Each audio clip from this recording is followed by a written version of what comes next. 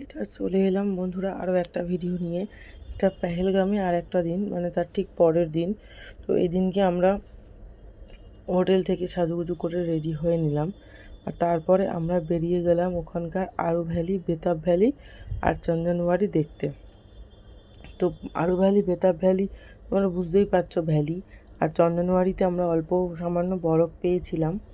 চন্দনওয়ারি থেকে ওখানে অমরনাথ যাত্রা শুরু হয়, তোমরা অনেকেই জানো, অমরনাথ নাম শুনেছ। তো ওখান থেকে আর কি শুরু হয়, ওখানে চেকিং পয়েন্ট আছে, আমরা ওখানে গিয়েছিলাম। তো এই সময় তো অমরনাথ যাত্রা বন্ধ থাকে, সেই জন্য ওখানে কোনো লোক ছিল না, মানে অমরনাথ যাত্রার লোক ছিল না। চন্দনওয়ারিতে যারা দেখতে গেছিলো তারা তো ছিলই, তো ফাঁকা ছিল। আমরা সবাই বেশ সুন্দরভাবে ফটো তুলছিলাম, খুব মজা আনন্দ করে আরও একটা দিন কেটে গেল। তো আমরা এই দিনকে কিন্তু আমাদের যে গাড়ি ছিল সেই গাড়িতে যাইনি, গেছিলাম হোটেল থেকে ছোট গাড়ি ভাড়া করে নিয়ে। তো দেখো বেশ সুন্দর জায়গা ছিল আরু ভ্যালি, বেতাব ভ্যালি মানে দেখার মতন। বেতাব ভ্যালি বলতে যেখানে বেতাব সিনেমার শুটিং হয়েছিল শুনেছি, তো সেই জায়গাটা। তো সমস্ত কিছু দেখে শুনে আমরা ঘুরে এলাম। আরু ভ্যালিতে আমরা ঢুকেছি, কিন্তু বেতাব ভ্যালিতে আমরা ঢুকিনি, কারণ ওখানকার ড্রাইভাররা বললো বেতাব ভ্যালিতে ঢুকতে 100 টাকা করে টিকিট। তো আমরা বললাম ঠিক আছে, যেখান থেকে উপর থেকে দেখা যাচ্ছে একটু দাঁড় করান, আমরা দেখি জায়গাটা কেমন। তো আমরা সেখানে দাঁড়িয়ে দেখলাম কিছুই না, শুধু গাছ আছে, আর ওই অল্প অল্প লেক টাইপের আছে, শুধু রাস্তা, ফাঁকা রাস্তা, ঘুরে ঘুরে হেঁটে হেঁটে দেখতে হবে।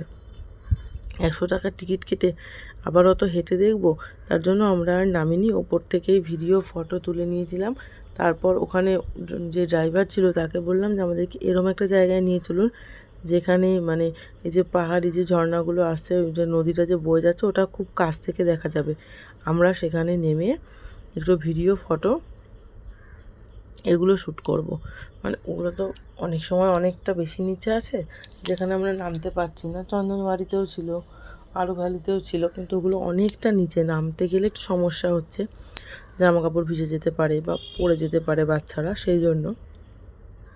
তো সেরকম একটা জায়গা উনি আমাদেরকে দাঁড় করিয়েছিল, যদিও আমরা বাচ্চাদেরকে গাড়ি থেকে বের করিনি, বাচ্চারা গাড়ির ভেতরেই ছিল, আমরাই শুধু নেমেছিলাম। নেমে ওখানে ভিডিও ফটোশ্যুট করলাম।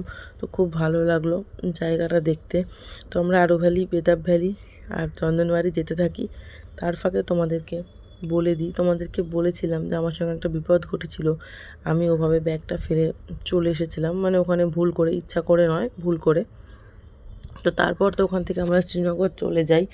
যেদিনকে আমরা শ্রীনগরে গিয়ে ওই ডাল লেকে শিকারা চলছি, তখন আমার কাছে আমার ভাইয়ের ফোন আসে।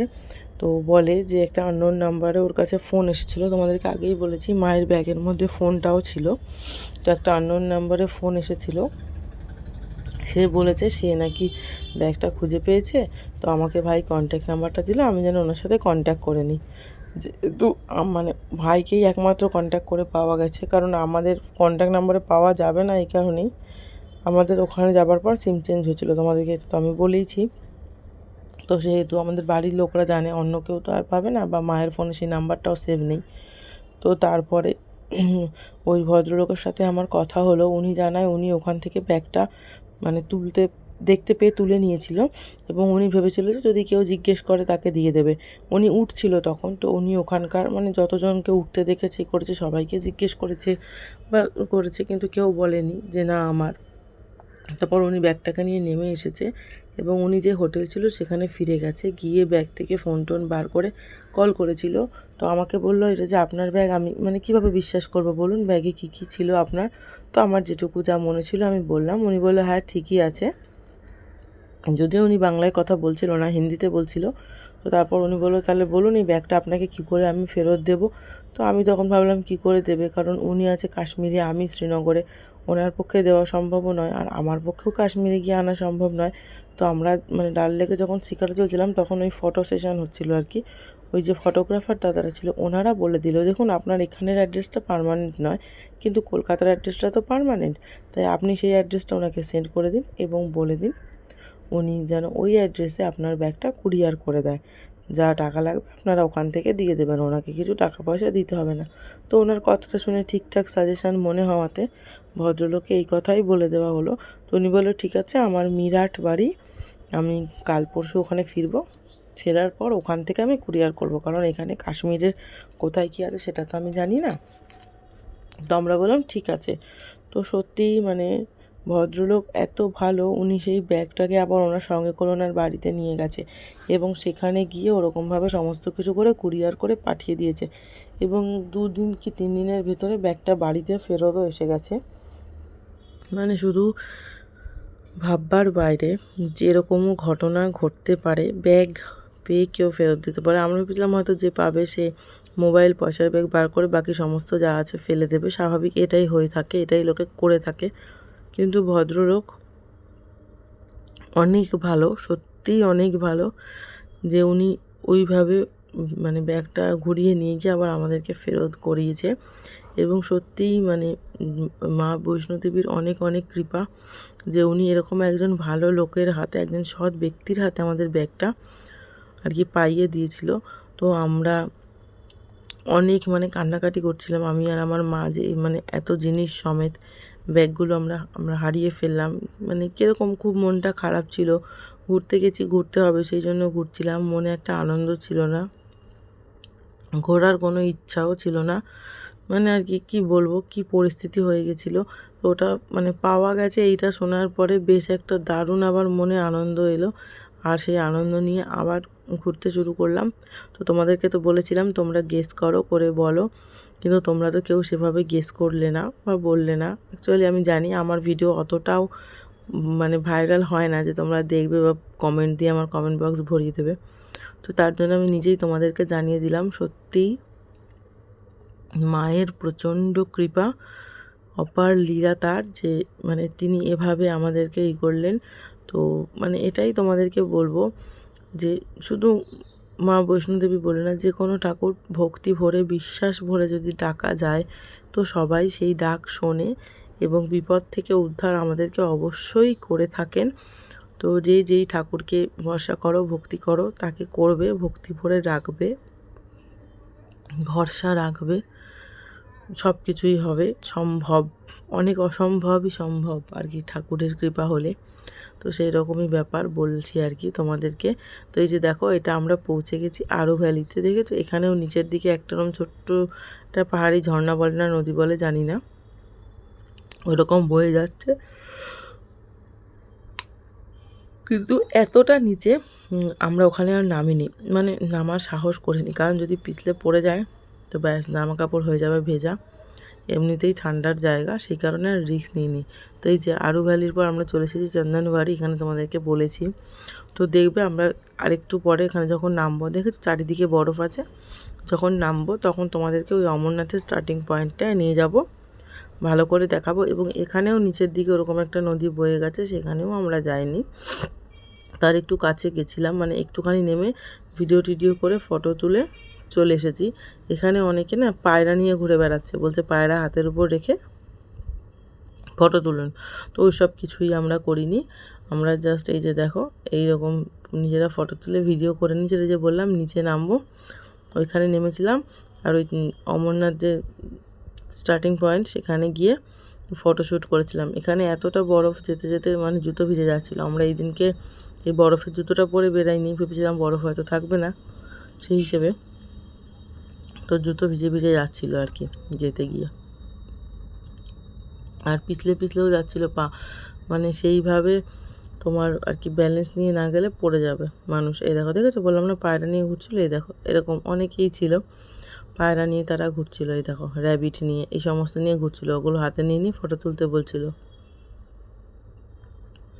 আর এইখানে খুব সামান্য একটা দুটো ওই চা কফির দোকান ছিল, যেহেতু পাহাড়ি জায়গা, দেখো মানে দাঁড়ানো যাচ্ছে না, পা ভিজে যাচ্ছে, তো সেই হিসেবে। আর এই যে আমি একটুখানি করে খালি ভিডিও আর ফটোশ্যুট করে নিয়েছি।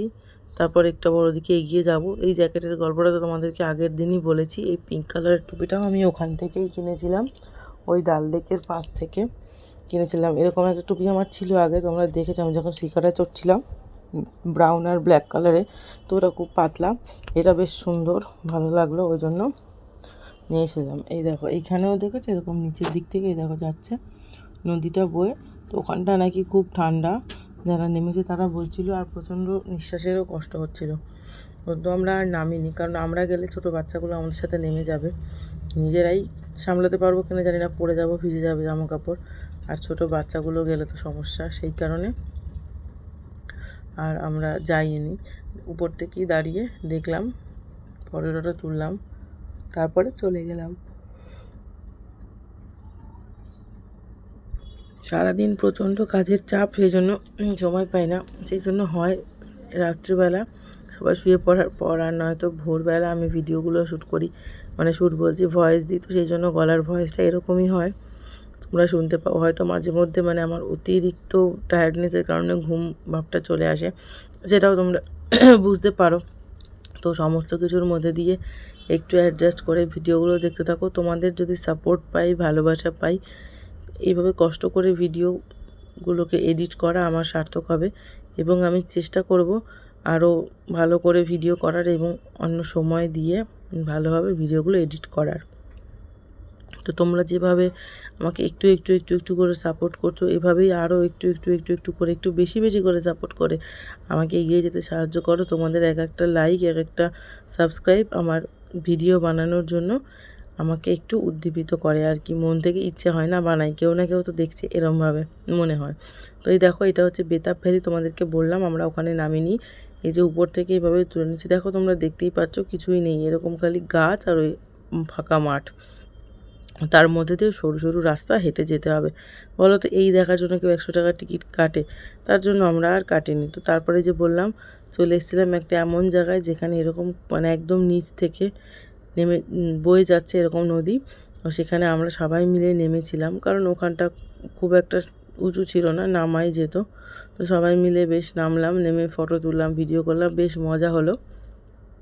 আমরা যে হোটেলটায় ছিলাম সেখান থেকে এটা খুব কাছে ছিল, আমরা তো সেটা জানতাম না। ড্রাইভারটা খুব তাড়া দিচ্ছিল আমাদেরকে, তাই জন্য অল্প টাইমের মধ্যেই ফিরে যেতে হয়েছিল। কিন্তু ফিরে যখন গেলাম তখন দেখলাম যে একটুখানি ওখান থেকে হোটেলটা, তাই আর কি বুঝতে পারলাম যে হোটেলের খুব কাছেই ছিল এটা। তাও কী আর করা যাবে, ফিরে যেতে হলো। তারপর ওখানে খাওয়া দাওয়া করে হোটেলে অল্প টাইমই রেস্ট পেয়েছিলাম, মানে এটা তো দুপুরবেলা, দুপুরের পর রাতের কথা বলছি, খুব বেশি টাইম আমরা রেস্ট পাইনি, কারণ ওই দিনকে ভোরবেলা 4টের সময় আমাদেরকে ওখান থেকে বেরাতে হয়েছিল অমৃতসর যাওয়ার জন্য। ভোর 4টেই বেরিয়ে প্রায় বিকেল 4টে বেজে গেছিলো পৌঁছাতে, কারণ ওখান থেকে অমৃতসরটা অনেকটা রাস্তা, সেই কারণে সামান্য একটু রেস্ট করে আবার রাত্রিবেলা বেরিয়ে যেতে হয়েছিল অমৃতসরে যাওয়ার উদ্দেশ্যে। তো তোমরা সব ভিডিওগুলোই আস্তে আস্তে পাচ্ছ আর পাবে। যে দেখো, এখানে বসে ভিডিও করছিলাম, ফটো তুলছিলাম, মানে তাও জুতো ফুতো ভিজে যাওয়ার একটা চান্স ছিল, যেহেতু শীতের জায়গা না, সেহেতু জুতো বা জামা কাপড় কিছু ভিজে গেলে খুব সমস্যাজনক হবে। আর এই দিনটা না আমার শরীরটা খুব একটা ভালো ছিল না, মানে এত বরফ, এত ঠান্ডারিতে এই দিনকে একটু জ্বর জ্বর এসে গেছিলো, শরীরটা ম্যাচম্যাচ করছিল, সাথে মানে মাথাটাও ব্যথা করছিল, সেই কারণে ইচ্ছাই ছিল না কিছু করার। তো তারপর দেখলাম না, এই দিনটা তো আর ফিরে পাবো না, তো সেই জন্যই আর কি একটু করে নিলাম সবার সাথে, আমিও একটু ফটো ভিডিও তুলে নিলাম। তো যাই হোক, আমার ভিডিওগুলো কেমন লাগছে জানিও, কেমন লাগলো তোমাদের এই কাশ্মীর ট্রিপটা। তোমরা যারা যারা যেতে চাও তারা নিশ্চয়ই যাও, খুব ভালো জায়গা, মানে সত্যিই বলে স্বর্গ, স্বর্গই বটে, ভূস্বর্গ কাশ্মীর। তো চলো দেখে আসবে সমস্ত কিছু, আর ভিডিও কেমন লাগছে জানিও।